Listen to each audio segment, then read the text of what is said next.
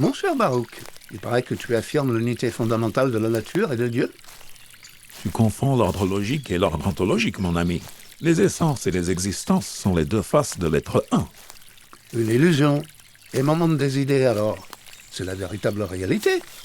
Tu confonds l'ordre logique et l'ordre ontologique, mon ami. Les essences et les existences sont les deux faces de l'être un. Donc pour toi, mon bien suprême au-dessus de l'être n'est qu'une vue de l'esprit.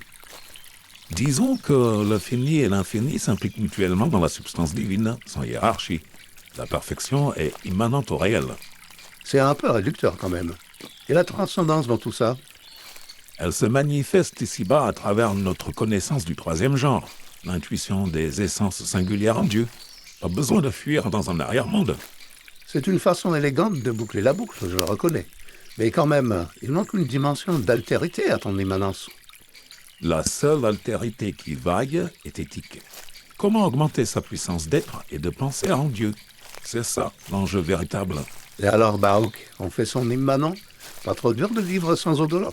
Et toi, Platon, toujours la tête dans les idées, redescends sur Terre de temps en temps. Je te rappelle que les idées sont le vrai réel. C'est vous, les matérialistes, qui vous faites des illusions. Une illusion toi-même, mon Dieu nature est un peu plus concret. C'est ça la véritable transcendance. Ah, Baruch, on ne se refera pas. Mais c'est ce qui fait le sel de notre amitié philosophique. Tu l'as dit, mon vieux. Et si on allait se prendre une petite éternité au comptoir des formes?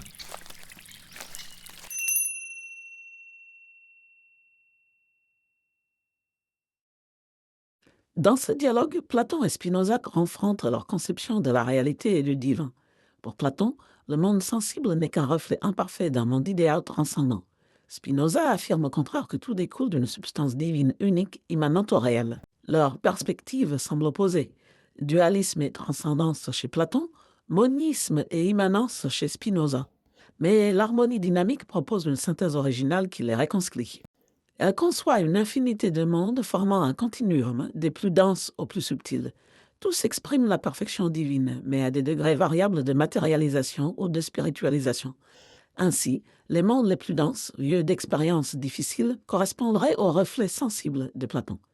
Les mondes les plus éthérés, proches de la pure lumière, seraient son monde des idées.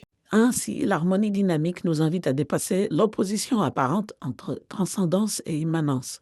Le divin est à la fois au-delà et au cœur de chaque niveau du réel, selon son degré propre de déploiement. Une invitation à embrasser la richesse kaléidoscopique de l'être sans rien rejeter.